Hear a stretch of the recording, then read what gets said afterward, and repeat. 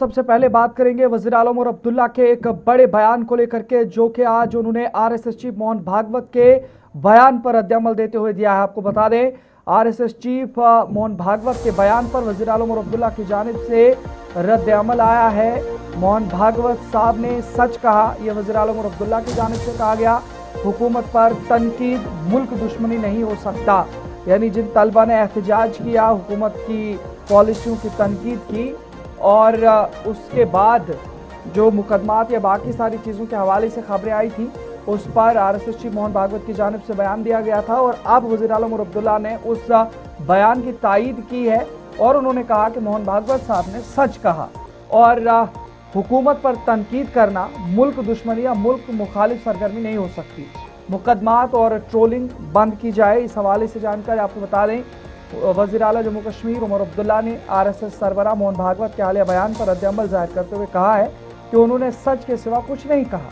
उमर अब्दुल्ला ने कहा कि नौजवान नस्ल जनरेशन जेड ने अपने हुकूक के लिए एहतजाज किया और उनका एहतजाज मुल्क के खिलाफ नहीं बल्कि हुकूमत की पॉलिसियों के खिलाफ था।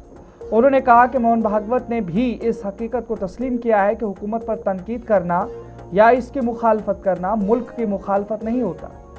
वज़ीर आलम उमर अब्दुल्ला के मुताबिक तनकीद जमहूरियत और मुल्क दोनों के लिए मुफीद है, क्योंकि इससे एहतसाब को फ़रोग मिलता है और जमहूरी निज़ाम मज़ीद मजबूत होता है।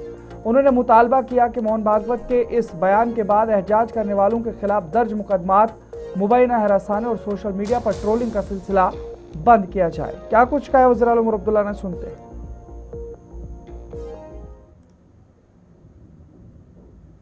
मोहन भागवत साहब ने कोई ऐसी बात नहीं की जो सच्चाई नहीं है।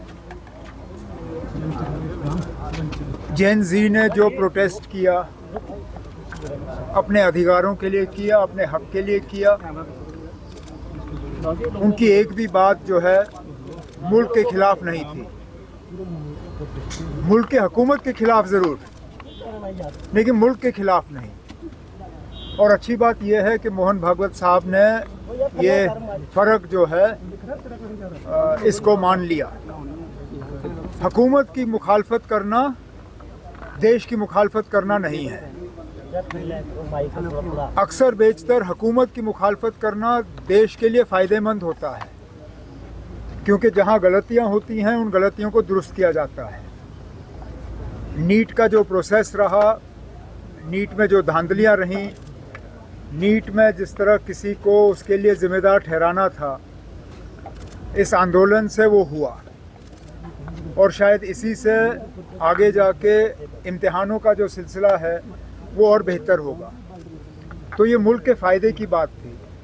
और अब इसके बाद जो मोहन भागवत साहब का जो बयान है, इसके बाद जो बच्चों के साथ हाथापाई हो रही है, जो उनके खिलाफ केसें हो रही हैं, जो सोशल मीडिया पे उनको तंग किया जा रहा है, जहां उन्हें तंग नहीं किया जा रहा है वहां उनके रिश्तेदारों के साथ जो है कहीं कुछ जगहों पे पुलिस जो है बुलाने का काम कर रही है। मुझे लगता है ये सारा सिलसिला रुक जाना चाहिए। इन बच्चों ने मुल्क के ख़िलाफ़ कुछ नहीं किया और ये जो कार्रवाइयाँ उनके खिलाफ़ चल रही हैं, ये कार्रवाइयाँ रुकनी चाहिए।